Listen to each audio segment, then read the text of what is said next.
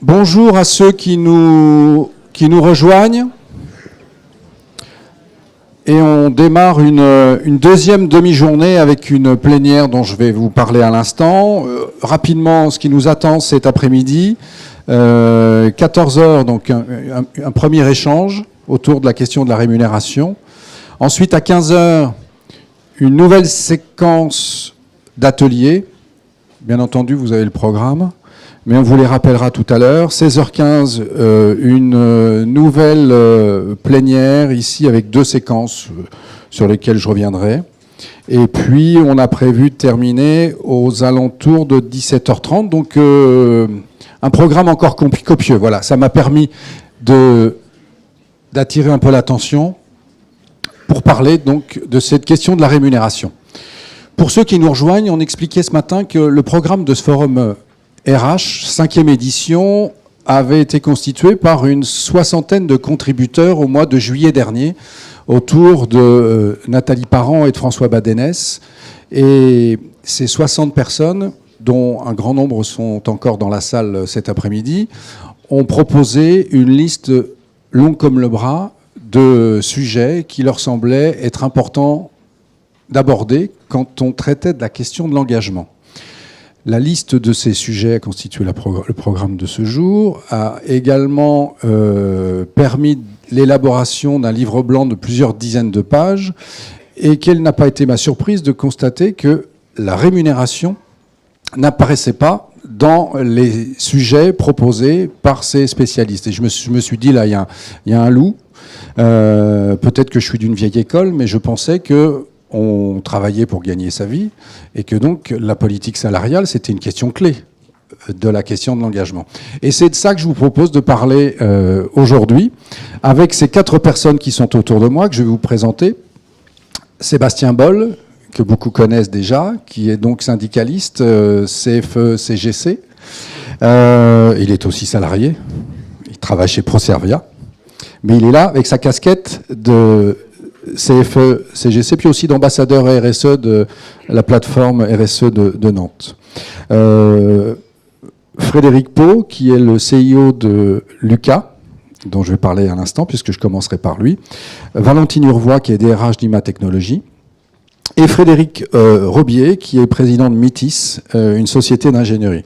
Alors je vais commencer avec Frédéric Pau sur cette question de la rémunération, puisque je parlais tout à l'heure de cette vieille école qui consistait à considérer que le salaire, c'était la clé de voûte de la question de l'engagement. Puis finalement, en creusant ce sujet, je me suis rendu compte qu'il y avait un certain nombre d'entreprises qui apportaient des nouveaux éléments à cette réflexion. Vous en faites partie chez Lucas. Alors, vous avez 60 salariés, vous existez depuis une quinzaine d'années à Nantes et à Paris. Votre métier, c'est d'apporter des solutions RH dématérialisées, on va dire ça comme ça pour simplifier. Et vous avez initié, il y a maintenant quelques années, la libre fixation de leur salaire par vos salariés. Alors, ça marche comment, très concrètement ? Voilà, effectivement, depuis 15 ans qu'on a créé Lucas, on a décidé de donner ce choix aux salariés de fixer leur propre rémunération. Et on a eu 2 étapes dans ce mode de fonctionnement-là. Mais si je reprends l'échelle de Jean-Édouard ce matin, qui était très intéressante, on se rend compte que dans la majorité des entreprises, la partie rémunération se retrouve en haut de l'échelle. En haut de l'échelle, c'était le pouvoir. Finalement, ça reste un moyen de pouvoir des managers, des grands dirigeants, de dire c'est moi qui fixe ta valeur de salaire, donc ta valeur sur le marché, et puis ça se négocie pas, c'est comme ça. Nous, on a essayé chez Lucas de prendre un angle différent, de passer du 3e barreau, en fait. On part de la négociation. Et donc, dès qu'on a commencé chez Lucas, alors c'était plus simple, on a commencé à 4, puis on a été moins d'une dizaine pendant plus de 5-6 ans. Donc chaque salarié fixait son salaire en début d'année. Et ça a marché pendant 5-6 ans. Et puis à un moment donné, il y a eu un couac où on a arrêté de fonctionner de cette manière-là. Et on a repris en début 2016. Donc je vais peut-être développer un peu plus tard les raisons. Mais une des raisons, c'est qu'on avait oublié la 2e échelle de Jean-Édouard, qui était finalement où il faut aussi des règles pour que ça marche bien. Sinon, on rentre aussi dans un côté pervers, je dirais même à l'insu du salarié. Alors pourquoi? Oui, parce que pour fixer un salaire, moi je pensais qu'il y avait un certain nombre de règles justement. C'était d'abord la valeur sur le marché, c'était peut-être l'expérience, c'était peut-être le niveau d'études, c'était le niveau de performance une fois qu'on était embauché. Alors comment des salariés peuvent-ils établir eux-mêmes leur grille de rémunération finalement? Alors le premier critère qu'on retient, c'est effectivement la valeur sur le marché finalement, puisque même si on ne demande pas l'avis aux salariés, ils le font eux-mêmes. Même si le salaire reste un sujet assez tabou au sein de l'entreprise et aussi au sein des familles, des amis, etc. Mais notamment, nous, sur notre population, ce sont des salariés très jeunes, hein, on a la majorité qui ont moins de 30 ans. Finalement, c'est un critère dont ils parlent beaucoup plus librement et ils se jaugent entre eux. Je sors de telle école, on me dit que ma grille de salaire, c'est tant, mes copains se font embaucher, ils sont embauchés à temps, etc. Donc si derrière, on n'est pas capable de répondre à leurs besoins et de se fixer les mêmes règles que leur valeur marché, bah finalement, c'est là qu'il y a un couac et ils sont finalement pas contents de ce qu'on peut leur proposer. Et surtout, très souvent, ça joue à peu de choses. Hein. L'écart entre ce qu'ils aimeraient avoir en tant que rémunération n'est pas très éloigné de ce qu'on imagine, nous, en tant que manager. Il y a une forme d'autorégulation. Mais justement, en tant que manager, c'est ce point de vue qui m'intéresse. Qu'est-ce qui vous a fait prendre ce type d'engagement, finalement, avec vos salariés, que de leur proposer de fonctionner de cette manière-là? Bah, la première raison était assez simple, c'est qui est le mieux placé pour connaître le salaire qu'il mérite en fin de mois par rapport à ce qu'il vaut et ce qu'il fait dans l'entreprise. Et on ne se sentait pas être les plus légitimes pour fixer cette salaire-là. Donc c'était vraiment la première raison pour le faire. Et après, l'autre raison, c'est effectivement peut-être une simplification au niveau du manager, de ne pas avoir à gérer éventuellement les conflits du mécontentement pour peut-être 500 € par an sur un salaire qui est fixé en début d'année par les dirigeants. Il y avait des écarts importants justement entre l'idée que vous faisiez vous en tant que patron ou vos managers et les salariés? Alors globalement, sur une échelle de salaire, donc nous on est dans le milieu informatique, donc beaucoup de développeurs qui ont moins de 30 ans, donc on va dire qu'on est sur une grille de salaire entre 36 et 42 K à l'année. Et donc sur cette somme-là, on va dire qu'on était 1 ou 2 K en dessous de ce qu'on était prêt à leur donner. Donc finalement, on se rend compte que c'est pas grand-chose pour juste permettre aux salariés d'avoir la rémunération qu'ils justifient comme étant la meilleure. Et alors, quel impact sur la perception que vous avez eue de l'engagement de vos collaborateurs? Alors, ça peut paraître un côté un peu pervers, effectivement, parce que du coup, pour l'année qui arrive, ils disent, voilà, parce que la rémunération, c'est pour l'année qui arrive, hein, on ne rémunère pas l'année qui vient d'être finalisée. Donc voilà, pour l'année qui arrive, je suppose, pour moi, je vaux telle valeur pour l'entreprise parce que je vais m'engager pour faire telle chose en plus, des initiatives peut-être individuelles dans le sens du bien collectif. Donc finalement, c'est lui qui s'engage à faire des choses supplémentaires et en contrepartie, il estime que sa valeur marché est de temps.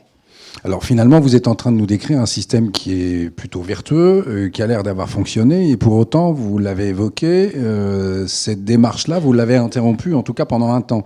Alors pourquoi vous avez fait cette pause ?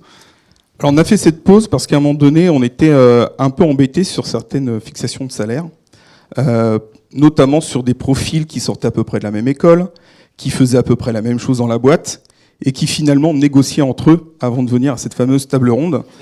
Et donc les personnes disaient, bah voilà, on a 3 ans d'expérience, on a fait une école de commerce, on est commercial, bon bah cette année, hein, on vaut 42. Et nous derrière, on était embêtés en tant que manager parce qu'on voyait une différence. On disait, cette personne-là, elle a mieux performé. Pourquoi s'aligne-t-elle au plus bas par rapport à son collègue, juste pour le même nombre d'expériences? Donc on avait arrêté pour cette raison-là. Donc il s'est installé une forme de démocratie, en tout cas de connivence, oui, un biais, comment on appelle ça dans le monde des entreprises? C'est une entente illicite ou je ne sais plus quel est le terme. On pourrait dire ça, oui. Et donc du coup, vous avez levé ce lièvre, et comment vous avez régulé? Donc ça, c'était le premier lièvre, et le deuxième, c'était demander à un jeune diplômé qui sort au bout d'un an de se dire, voilà, maintenant tu fixes ton salaire, c'est hyper difficile pour lui.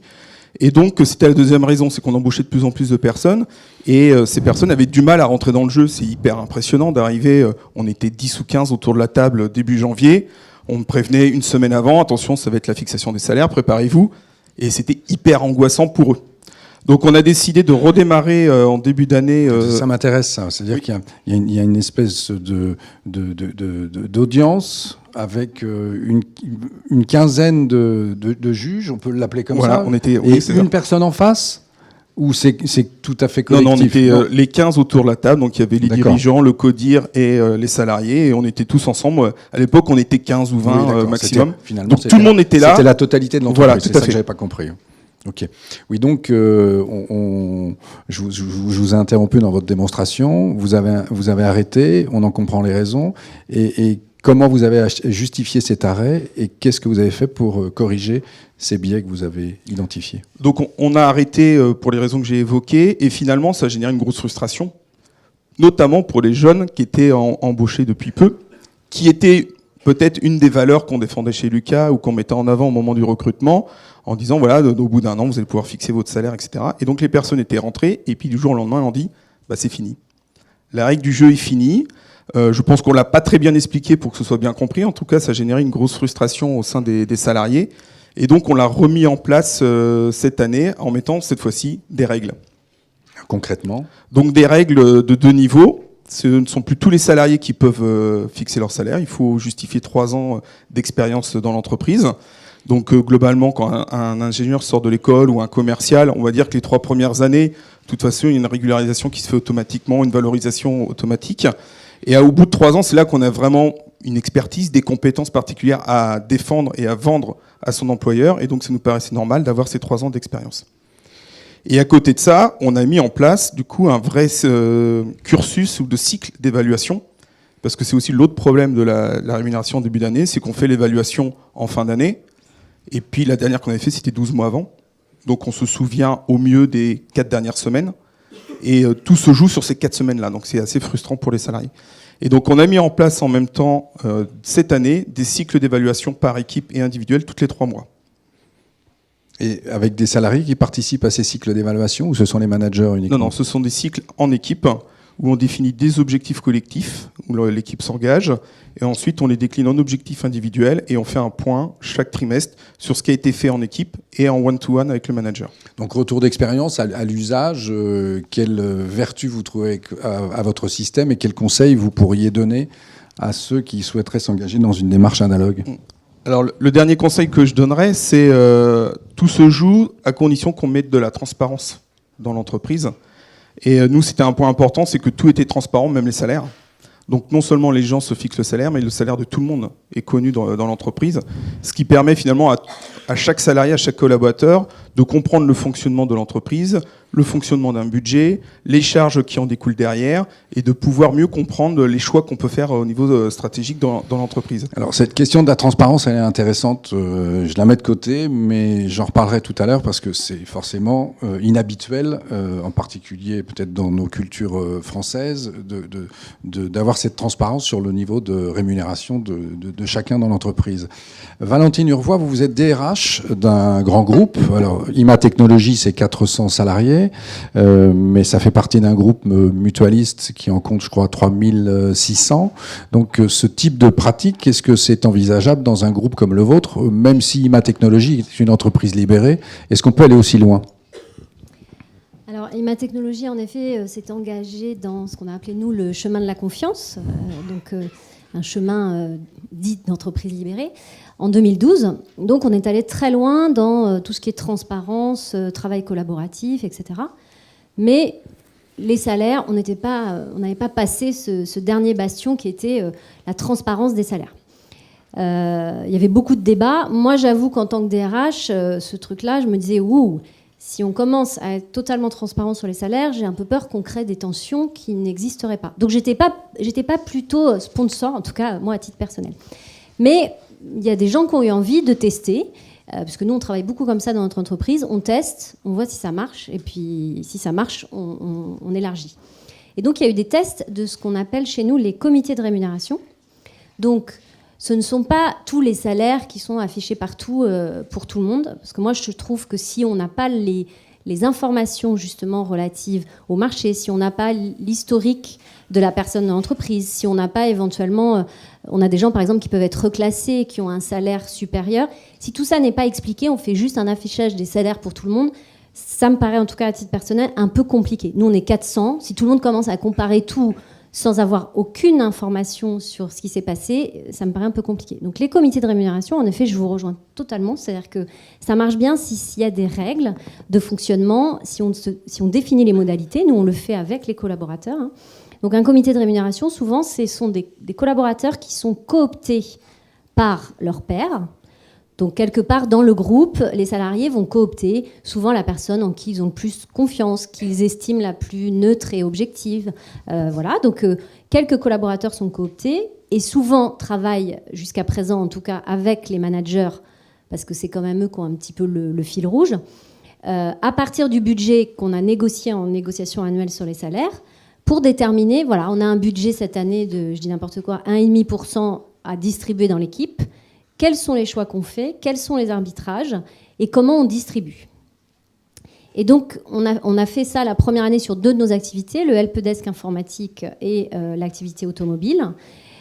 Et on a eu plutôt de très très bonnes surprises, c'est-à-dire que les collaborateurs étaient justement très neutres, très objectifs, se mettant vraiment en retrait en faisant abstraction de leur cas individuel, parce que c'est ça qui est un peu difficile dans cet exercice, c'est de s'oublier un peu soi-même, et avec des postures au contraire de dire non, non, moi je comprends parfaitement, moi je suis en haute grille, c'est normal que cette année on revalorise plutôt ceux qui sont décalés par rapport au marché. Vraiment une très grande maturité des collaborateurs qui ont participé à ces comités de REM. Alors on met aussi au début des règles de attention, on est là dans un environnement où on vous demande une certaine confidentialité, neutralité, absence de jugement, enfin il y a tout un... Hein, et ça se pose, hein, on ne rentre pas dans un comité de REM comme ça. Et donc plutôt une réussite sur ces 2 premiers tests. L'année suivante, notre dirigeant a dit, bon et si on le faisait pour le comité de direction? Donc comité de direction, on va faire un comité de REM. Et en effet, l'année dernière, on a fait un comité de rémunération pour le comité de direction, avec 2 personnes cooptées qui ont travaillé avec moi-même et le dirigeant de l'entreprise sur même principe. On a un budget et qui, cette année, on souhaite revaloriser en termes de salaire. Et on travaille aussi sur des primes, donc qui a contribué de manière particulière cette année. Donc chaque membre du CODIR est auditionné. Donc soit il parle de lui, il dit voilà, moi cette année, je considère que j'ai fait ci, j'ai fait ça. Soit il ne parle pas de lui, mais il parle des autres, il parle de ses collègues. Moi, je considère que cette année, ceux qui se sont vraiment distingués, c'est machin, truc, etc., etc. Et on auditionne tout le monde. Et ce qui est assez intéressant, c'est qu'on voit quand même des choses qui se recoupent. Si 3 fois de suite, 4 fois de suite, dans un CODIR de 10 personnes, vous avez toujours la même personne qui est citée comme étant vraiment cette année ayant une contribution particulière, finalement, je trouve... Les décisions ne sont pas très, très différentes que ce qu'on aurait pris, nous, précédemment, quand moi, je le faisais toute seule avec mon boss. Mais c'est beaucoup plus riche. C'est partagé. C'est intéressant parce qu'à titre pédagogique, on emmène aussi les collaborateurs avec nous dans cet exercice qui est extrêmement difficile de fixation des rémunérations. Parce que c'est facile de râler après en disant « Ouais, c'est dégueulasse, moi, j'ai pas eu ci, j'ai pas eu ça ». Quand on est dedans, quand on a les 1,5%, quand on a l'équipe, et qu'est-ce qu'on fait avec ça ? Et qu'il faut faire des arbitrages, là on se rend compte que ce n'est pas un exercice facile. Donc cette année, nous allons tester le comité de rémunération de tous les managers de l'entreprise. Ça va être un peu sport parce qu'il y a quand même 25 collaborateurs. Voilà. On fait ça au mois de décembre, donc je vous raconterai l'année prochaine peut-être. Alors j'ai 3 questions au moins. La première, ça concerne le boss. Est-ce que le dirigeant de l'entreprise est intégré dans cette fixation démocratique des rémunérations ou pas? Alors hélas non. On trouve ça absolument injuste. Non, parce qu'en fait son salaire est fixé par la maison mère. Et la maison mère n'est pas du tout dans le même modèle. Voilà. Et donc si on annonce à la maison mère que mais vous êtes gentil, mais maintenant vous ne fixerez plus le salaire de Christophe Collignon, c'est nous qui allons décider, pour l'instant on ne peut pas y aller. Donc bon. C'est vrai que c'est un peu dommage, mais du coup, ça s'arrête en dessous. Voilà. Et chez Lucas ? Oui, bien, chez Lucas, Gilles, le PDG, participe et met également son salaire sur la table de la même manière. Effectivement, nous, on n'a pas une maison mère et on n'est pas un groupe de 400, donc c'est beaucoup plus facile. Ça, c'était la première question. La deuxième question porte sur les critères. Sur quels critères on évalue, on détermine les salariés qui doivent être, entre guillemets, récompensés, ou sans guillemets d'ailleurs. Est-ce que ce sont des critères de performance uniquement liés à l'entreprise, ou est-ce qu'il y a des critères qui peuvent être différents, par exemple tenant compte de la situation personnelle des salariés en question ? Alors oui, bien sûr, il y a des critères. Pour vous donner un exemple, là, les modalités qui ont été arrêtées pour le comité de rémunération des managers. On va avoir pour chaque manager un dossier très complet, puisqu'on aura évidemment l'entretien de performance ou de progrès. On aura le baromètre manager. Baromètre manager, c'est les collaborateurs qui évaluent leur manager en 180 degrés. Donc on aura le résultat de ce baromètre manager. On aura l'historique, bien sûr, des évolutions de salaire. On aura les références marché. Et chaque collaborateur peut aussi... alors là, il n'y aura pas une audition, parce qu'ils n'étaient pas très à l'aise avec l'audition comme le CODIR, mais ils pourront en effet faire une sorte de lettre de motivation pour dire, ben voilà, cette année, moi, j'ai apporté telle ou telle contribution. Et c'est au regard de tous ces éléments que le comité de rémunération va discuter des différentes contributions, des écarts au marché éventuels, etc., et fera les arbitrages. Et troisième question, avant de passer à Sébastien ou Frédéric, je ne sais pas encore, la vertu de ce système entre celui d'avant et celui-ci, quel retour d'expérience vous pouvez nous faire ? Ben, je crois que là, on est vraiment en termes de transparence et de confiance. On va très très loin parce que la rémunération, même si on avait toujours à cœur de le faire avec justesse, équité, qu'on recroisait tout 3 fois pour vérifier qu'il n'y avait pas d'incohérence, il y a toujours cette espèce de fantasme que, oh là là, ils s'enferment en salle pour la revue de salaire et ils font un peu... c'est un peu opaque, je ne sais pas trop ce qui s'y passe et je considère souvent à titre personnel que j'aurais dû, par rapport à mon voisin, recevoir ci, recevoir ça, etc. Donc là, à la fois, il y a cette vertu de transparence et de confiance et, encore une fois, venez avec nous faire l'exercice. Venez voir comme c'est compliqué.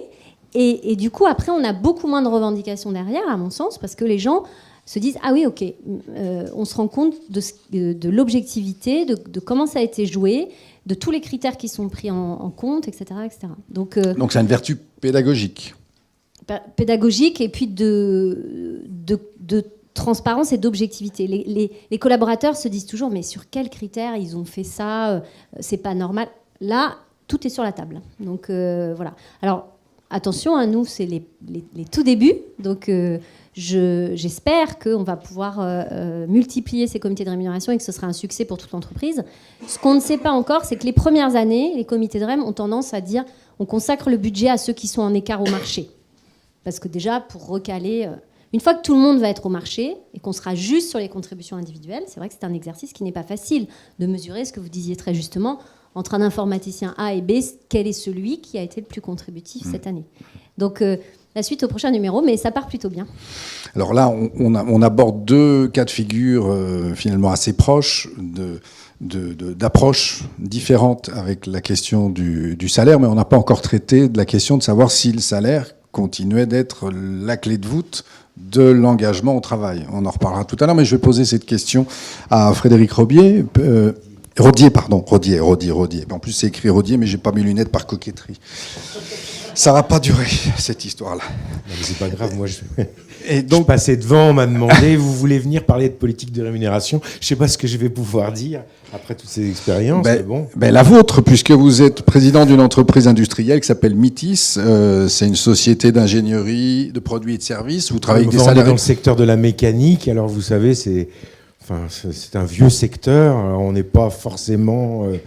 innovant. À la pointe, l'entreprise est innovante, ouais. C'est vrai. Alors, parce que vous travaillez notamment pour des clients comme Airbus, Boeing, Embraer, pour des Chinois, pour des Russes, pour un peu tout le monde. Ouais, et vous êtes des spécialistes du perçage, voilà. Par rotation, je crois. Par vibration. Ouais. Bon, on va pas rentrer dans la technique, mais voilà, un spécialiste. Non, ça pourrait être le thème d'une plénière. Oui, l'année prochaine alors.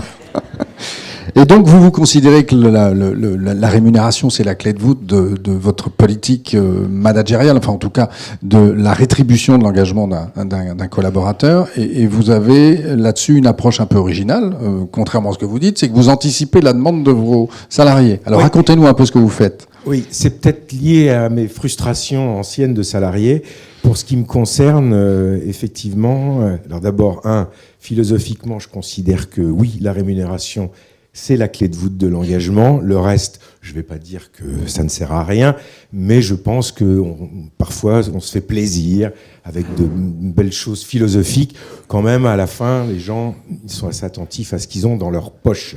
Voilà. Donc ça, c'est une première conviction. La deuxième conviction, c'est que il n'y a rien, à mon sens, de plus destructeur pour l'engagement d'un salarié que d'avoir trop longtemps, à un moment, le sentiment qu'il n'est pas payé à son juste prix. Alors, je ne vais pas dire que c'est original, mais comme je suis le président, le DRH, le directeur juridique, etc. Oui, c'est 13 salariés, je crois, voilà. votre entreprise. Bon, on est 13, oui, voilà.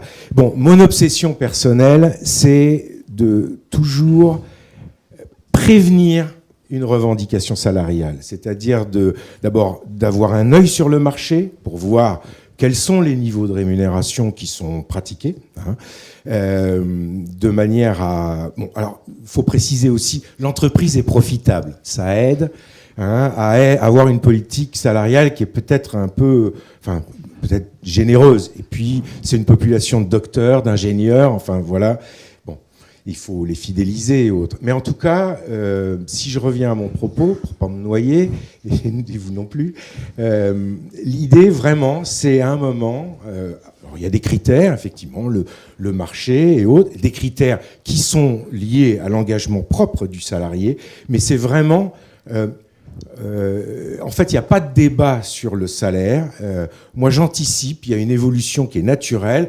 Elle se fait soit à la date anniversaire du contrat, soit à l'occasion d'un événement particulier. Alors, on a un débriefing après. Hein. En règle générale, ça passe bien parce que de toute façon, c'est toujours un peu au-dessus de ce que le salarié attendait. Et finalement, ça lui délivre, pour moi, le message clé. Je ne ressens pas l'exercice de fixation du salaire comme un pouvoir. Enfin, voilà. Tout à l'heure, ça a été prononcé. Enfin, ça n'a pas été dit comme ça, mais c'est pas un pouvoir pour moi. C'est vraiment la manière dont l'entreprise reconnaît l'engagement. Voilà. Alors, ce matin, effectivement, Jean-Édouard Grésy nous expliquait qu'il fallait oser demander. Quand on est salarié, on sait très bien que c'est une situation embarrassante, souvent, de réclamer une augmentation de salaire. Vous avez réglé le problème. Il n'y a pas besoin de demander. J'ai pas dit que le problème était... Enfin, il y a peut-être des choses qu'on ne me dit pas, mais enfin, en règle générale, enfin, pour le moment, règne une certaine forme de paix et de satisfaction. Voilà. Alors, vous l'avez dit, vous êtes une entreprise profitable, c'est-à-dire qu'il y a les moyens d'appliquer cette politique salariale, oui. On va dire, avantageuse. Si vous n'aviez pas ces moyens, ce que je ne vous souhaite pas, sur quel facteur vous penseriez pouvoir jouer ? Ce serait certainement plus compliqué, mais je pense que ça n'empêcherait. Alors là, peut-être qu'on serait... D'ailleurs, si l'entreprise se mettait à rencontrer des difficultés à un moment donné qui ne permettent plus de pratiquer cette politique, je pense que c'est quelque chose qui permettrait d'avoir un vrai débat de fond avec le salarié sur justement... les contraintes de l'entreprise à un moment donné. Parce qu'il y a eu, dans une phase d'expansion, il y a eu ces progressions régulières, tenant compte de la performance individuelle. Il y a aussi un contrat d'intéressement, qui est là, c'est le volet collectif. Hein. Mais justement, on n'a pas rencontré ça, mais mon idée, c'est que ça faciliterait le dialogue dans une période où l'entreprise pourrait rentrer en tension. C'est toujours possible. Et vous pourriez envisager d'appliquer des procédés comme ceux qu'on vient d'entendre là ? Non, mais pourquoi pas ? Parce que d'abord, il y a des idées toujours très intéressantes. Je vais peut-être m'inscrire pour les prochains forums. Mais il y a toujours, bien sûr, mais aussi les systèmes et les modes de fixation, tout ça, ça correspond aux âges de l'entreprise. On pratique comme ça aujourd'hui parce qu'on est 13. Et puis, je ne sens pas que la population serait prête à par exemple, à mettre les salaires sur la table, quoi. Voilà, c'est pas dans l'esprit aujourd'hui. Ça l'est peut-être plus dans d'autres secteurs, dans l'informatique, dans les secteurs en pointe, informatique, Internet, etc. Donc, oui, je pense que les organisations, elles s'adaptent. On sophistique les moyens qu'on emploie au fil du temps. Voilà. Vous avez l'impression qu'il y aurait encore des freins culturels, justement, à la gestion de cette transparence. Oui, mais c'est peut-être les miens, j'en sais rien.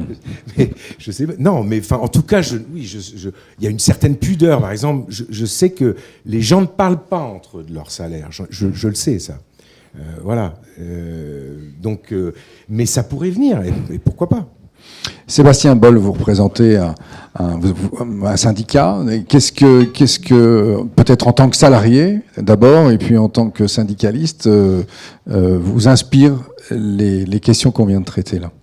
Alors, qu'est-ce que ça m'inspire? C'est que c'est du concret, c'est du réel, surtout sur la partie transparence. Moi, c'est quelque chose qui, à mon niveau personnel et au niveau de mon vécu, au niveau de mes entreprises, parce que je ne vise personne, mais et de mes collaborateurs au niveau de la CFE-CGC, c'est il n'y a rien de plus difficile pour un salarié d'avoir une sensation de non-égalité, de non-équité, à poste équivalent avec une transparence des salaires. C'est-à-dire que notre culture, je pense que c'est vraiment intrinsèque, notre culture fait qu'on n'est pas prêt à entendre le salaire de l'autre parce qu'on ne connaît pas le contexte. Et effectivement, vous le disiez bien, on ne connaît pas le niveau d'études, on ne connaît pas l'engagement, on ne connaît pas si la personne fait des astreintes, si elle a, etc., etc. Donc ça, on a vraiment une grosse difficulté. Et moi, j'étais au tout départ de ma vie professionnelle totalement transparent sur mon salaire. Et à un moment, à force d'être vraiment ce niveau de franchise, les gens ne connaissant pas mon vécu me disaient bah oui, mais regardez bien, lui, voilà, il touche ça, c'est beaucoup trop par rapport à ce qu'il peut faire ou par rapport à ce qu'il sait faire. Donc j'ai un peu changé de fusil d'épaule là-dessus. Par contre, je pense que, et en tout cas ce que je fais moi et ce qu'on fait beaucoup à la CFE-CGC, on travaille sur la transparence d'expliquer pourquoi une rémunération, pourquoi un bonus et une fiche un bulletin de paye par exemple. Je vais expliquer ça très simplement. Vous connaissez tous, pour ceux qui sont dans le milieu du RH, les fameuses NAO, négociations annuelles obligatoires. Donc c'est une pièce de théâtre qui se déroule en plusieurs actes et qui permet de dérouler un fil conducteur où à la fin on a une somme, une enveloppe ou pas d'enveloppe qui est déterminée par plusieurs critères ou pas. Bon, il n'y a rien de pire pour un salarié d'avoir 14,75 € d'augmentation globale pour tout le monde. Imaginez un peu ce que ça peut représenter en termes d'image de satisfaction ou d'insatisfaction d'avoir 14,75 € d'augmentation. Surtout une année où ça se trouve, il a dépoté, il a cartonné dans son activité et dans ses obligations. Nous, on est plutôt sur travailler sur expliquer ce qu'est une marge brute, ce qu'est une marge nette, ce qu'est un EBITDA, ce qu'est un chiffre d'affaires, la concurrence, et de façon à ce que le salarié s'approprie le mécanisme. On part de plusieurs principes. On parle sur le principe où on est sur des personnes qui ont un cerveau reptilien, limbique, néocortex. Ils sont tous majeurs vaccinés et il y a un terme que j'aime beaucoup qui est l'homme est bon au départ. C'est-à-dire qu'il n'y a pas de raison que le fait d'expliquer les choses, il puisse partir en vrille et dire je suis pas d'accord, etc. Donc on travaille beaucoup avec les instances représentatives du personnel, le CE majoritairement, qui a cette vision stratégique et financière de l'entreprise à travers les commissions économiques, pour ceux qui connaissent ça. Et donc, on pousse à expliquer effectivement le découpage d'un bulletin de salaire, le découpage des frais d'une entreprise, ce que c'est un impôt, etc., de façon à ce que le salarié puisse se dire je comprends mieux pourquoi j'ai eu 100 € d'augmentation, je comprends mieux pourquoi je ne l'ai pas eu. Et c'est ça aussi, ce côté transparence. Alors, peut-être, mais c'est de la pédagogie plus que de la transparence. Exactement. La question, c'est comment on gère cette approche, si j'ai bien compris, on va dire égalitaire. C'est normal qu'à un poste égal et à compétence égale, chacun dispose du même salaire, mais ça ne règle pas la question de l'engagement.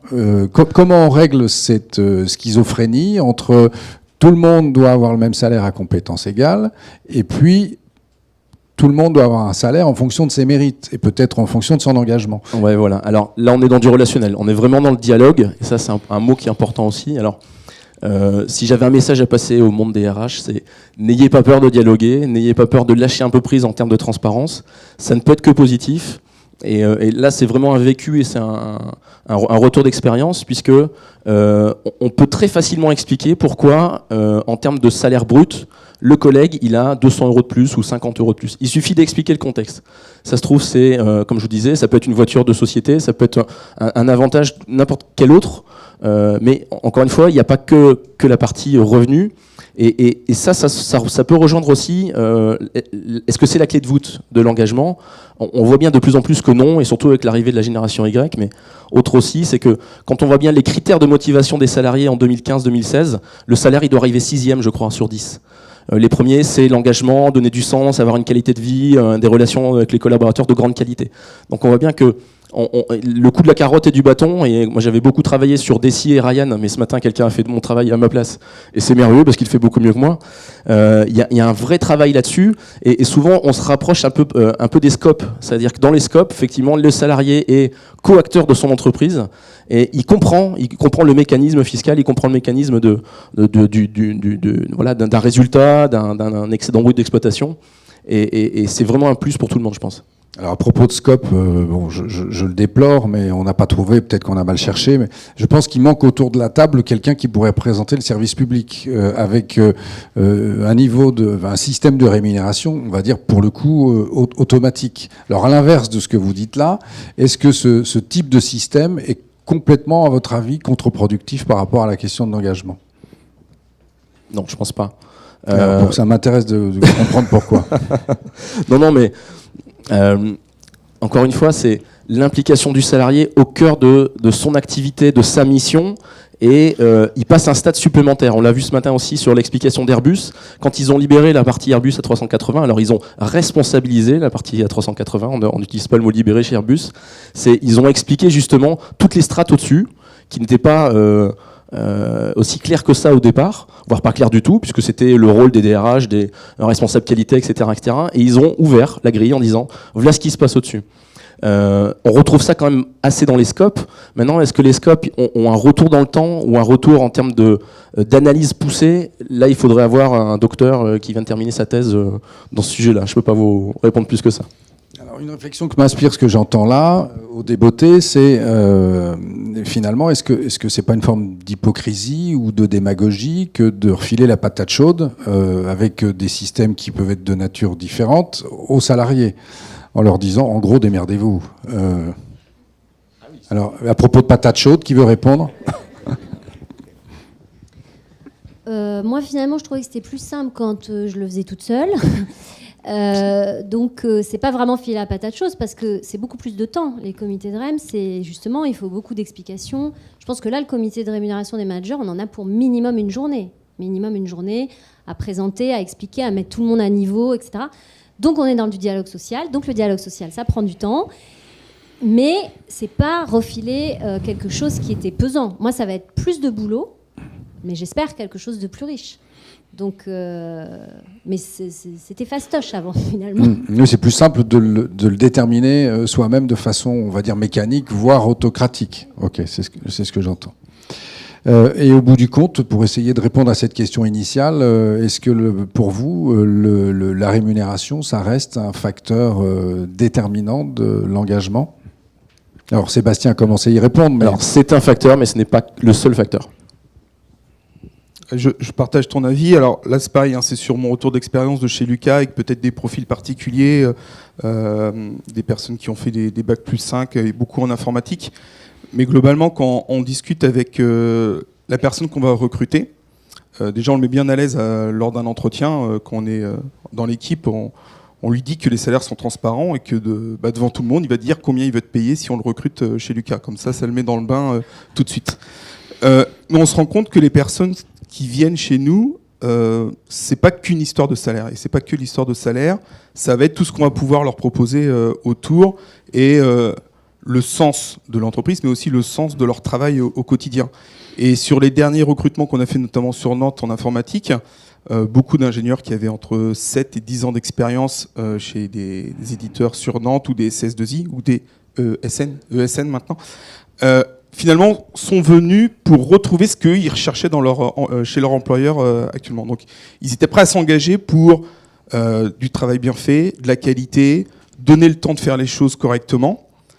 Donc, finalement, quand on travaille avec eux, c'est nous qui on s'engage beaucoup aussi, finalement, pour leur dire, voilà, oui, si vous venez chez nous, c'est comme ça qu'on travaille. Vous allez retrouver ce qui, finalement, devient plus important pour vous dans votre travail.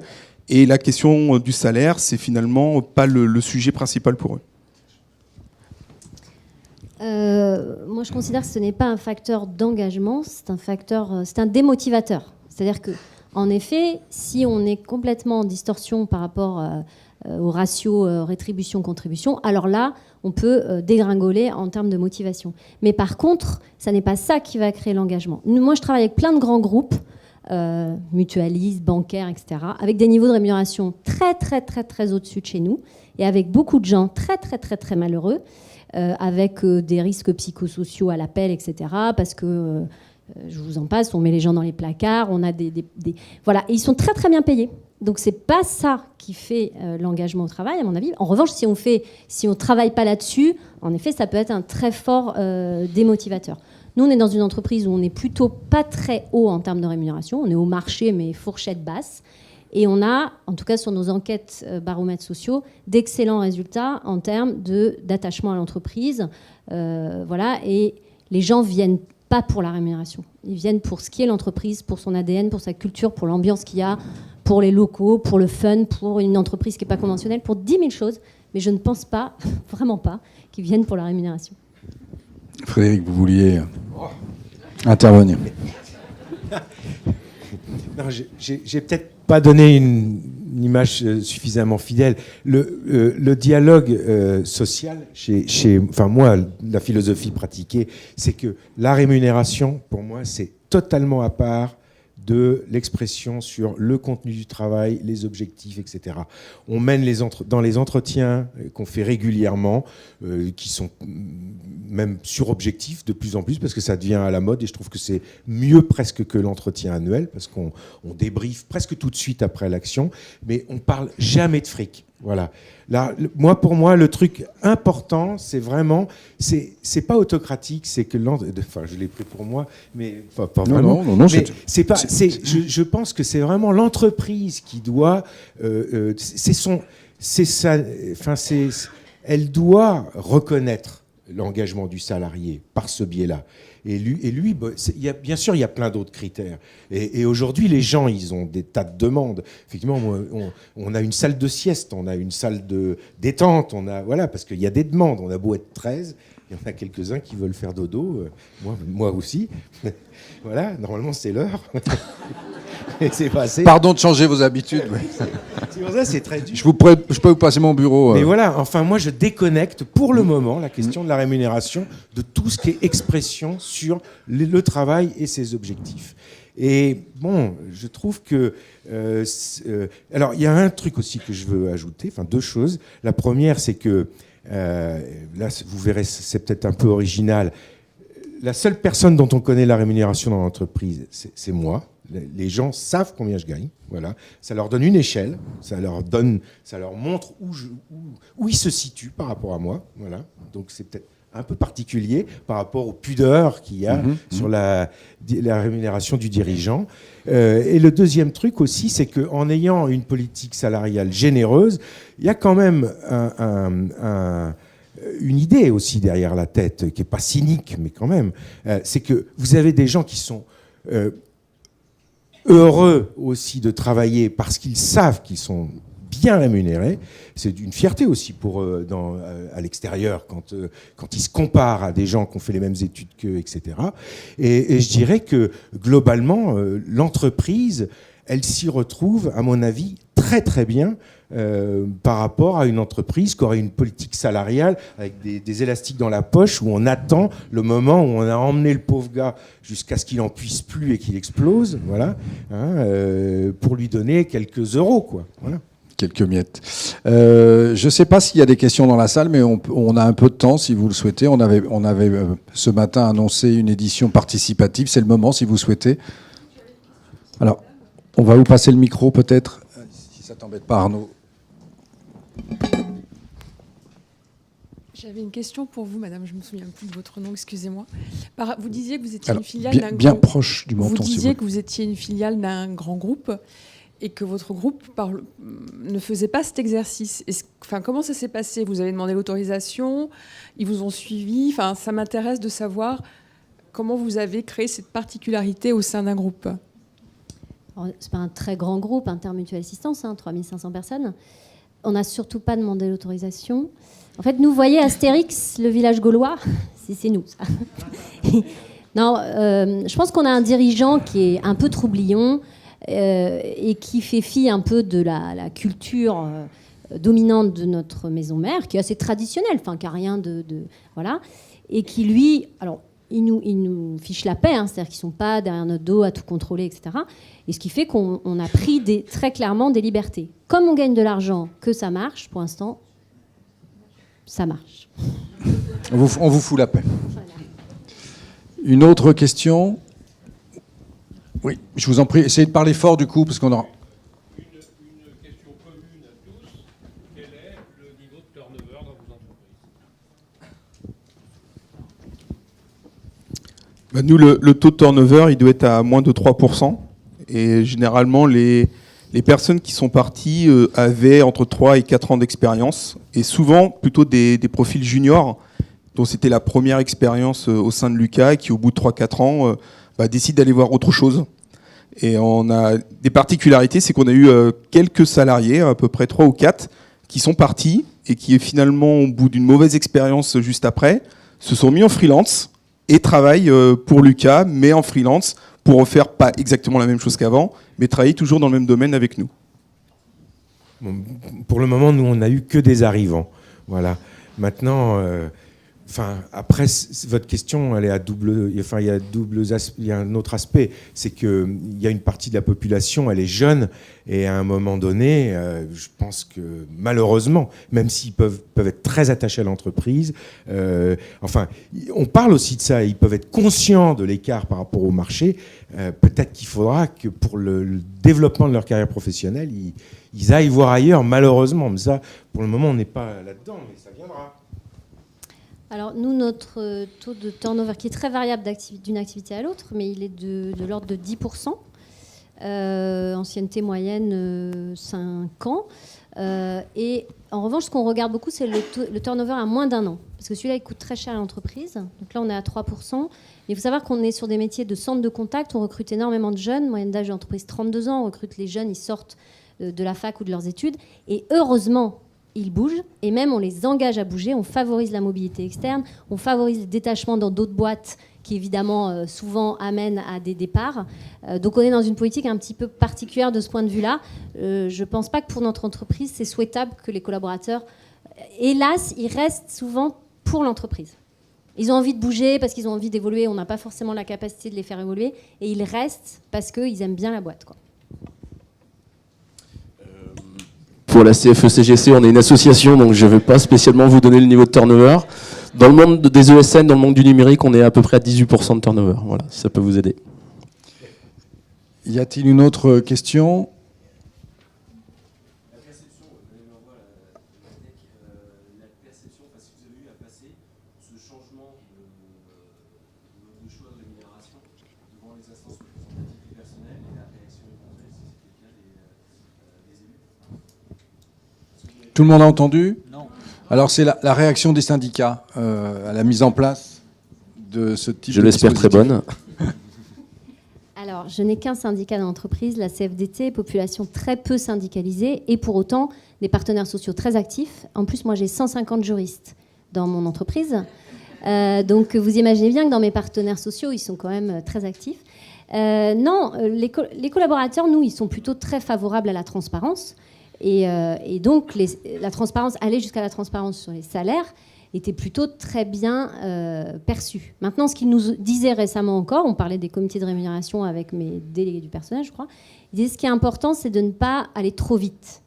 C'est-à-dire que c'est de faire les choses progressivement, ne pas forcer toutes les activités dès demain à passer, aller progressivement accompagner le changement, parce que c'est sûr que culturellement, on n'a pas vraiment l'habitude. Hein, donc il faut faire attention aux gens. Merci. Autre question ? Je ne sais pas si Georges Sade est encore dans la salle. Il a parlé tout à l'heure de sa fatigue. Il est peut-être parti faire la sieste, lui, parce qu'il est parti faire la sieste. Ouais, jet lag. Et on a besoin de lui à 16h, donc il est parti se reposer. Parce que sur la question de la rémunération, il aurait pu nous dire, on n'est forcément pas exhaustif, hein, l'idée c'était d'alimenter cette réflexion. Georges Sade a un principe assez intéressant de rémunération. Quand il recrute, il demande à la personne recrutée de fixer le montant de son salaire. Lui-même s'est fait une fourchette. Si le montant est inférieur ou égal à la fourchette, il prend. Sinon, il ne prend pas. Il n'essaye même pas de négocier. Donc c'est une des démarches de ce point de vue-là assez originale, quel que soit ce qu'il pense du collaborateur. Après, il y avait plein de questions que je me posais, moi, notamment la question des primes. Certains, je ne sais pas si vous en êtes, considèrent que, par exemple, rémunérer un commercial avec des primes sur objectif, c'est pas la même chose que de rémunérer un collectif sur prime sur objectif. C'est contre-productif. Mais je ne sais pas si je peux vous poser cette question-là à vous. Alors concernant les primes, on a essayé 2 choses chez Lucas et on a tout arrêté. Donc ça concernait que les commerciaux. Effectivement, la première étape, ça a été que primes individuelles. Alors à l'époque, c'était le seul commercial de chez Lucas, donc c'était au tout début. Et il avait une prime sur les closings qu'il faisait. Et puis au bout d'un moment, ça a été un peu malsain vu par tout le monde, puisque finalement, le fait qu'il puisse vendre, il n'était pas toujours tout seul. Donc souvent, il appelait le CTO, il appelait un des cofondateurs, il appelait le chef de produit pour réussir à faire sa vente. Et finalement, les personnes qui participaient à ces ventes-là et qui ne touchaient pas de primes, ça mettait un peu, c'était un peu malsain en fait. Et donc, au bout d'un moment, c'est même lui, alors il est plus chez Lucas, mais c'est même lui qui a dit non, il vaut mieux qu'on arrête le système, c'est pas finalement très très très sain. Et après, on a essayé par contre les primes collectives pour les commerciaux avec des objectifs trimestriels. Et là, c'était pareil un peu particulier parce que le reste de Lucas disait alors eux ils touchent des primes parce qu'ils font des closings, mais une fois que le closing est fait, c'est quand même grâce au travail des ingénieurs. Et puis derrière, si on touche vraiment les sous, c'est parce que les consultants vont faire leur boulot aussi. Donc on a arrêté ces primes collectives. Et puis, je crois aussi parmi les détracteurs de ce système-là, les biais éventuels générés par l'introduction de clients qui ne sont pas forcément désirables, on va dire. Alors ça peut être un biais. L'autre biais que je vois est plutôt avec nos partenaires qui distribuent nos solutions, et donc je discute beaucoup avec les commerciaux sur les produits. L'autre biais, c'est j'ai atteint mon objectif du trimestre, j'en ai dans les cartons, mais je vais attendre le trimestre prochain ou pire l'année prochaine en disant j'ai atteint mes objectifs, j'ai fait un peu plus, donc c'est pas mal, j'ai su performer, j'ai fait plus que mes objectifs. Par contre, novembre, décembre, là, je vais les garder, je vais dire aux clients de toute façon on n'a pas le temps, on verra ça en janvier. Et du coup, on décale du chiffre d'affaires qui rentre. Pour l'entreprise, ça peut être pénalisant parce que ça peut décaler des investissements, des recrutements qui permettraient d'accélérer un peu plus vite la croissance. Donc, pour moi, c'est plutôt ce biais-là que je vois en premier sur les primes pour les commerciaux. Pourtant, c'est un système qui paraissait être un système vertueux, installé depuis longtemps, promu par le plus grand nombre. Mais sur ces questions aussi, on peut envisager d'avoir une approche différente, d'après ce que je comprends. Pas de commerciaux chez IMA Technologies ? Si, des commerciaux et des discussions à n'en plus finir. On pourrait faire une table ronde entière sur la rémunération variable, je pense. On a réinterrogé un peu le système, parce qu'il y a des effets de bord, en effet, sur la rémunération variable des commerciaux. Et on leur avait même suggéré de réintégrer tout ou partie de la rémunération variable dans le fixe pour arrêter tous ces effets de bord. Et tous nos commerciaux étaient fondamentalement contre. Vraiment, pour eux, c'était un moteur. C'est 20% de leur rémunération. Ils ont été embauchés sur ces modèles-là et ils ne sont pas du tout favorables à ça. Alors, comme on est une entreprise, on essaye de faire un peu quand même ce que souhaitent les collaborateurs. On a fait machine arrière. Mais alors, on a beaucoup de débats. Et là, je vous rejoins sur tous ceux qui vont en avant-vente et qui participent de près ou de loin et qui ont toujours ce sentiment qu'ils devraient récolter un bout de la commission, etc.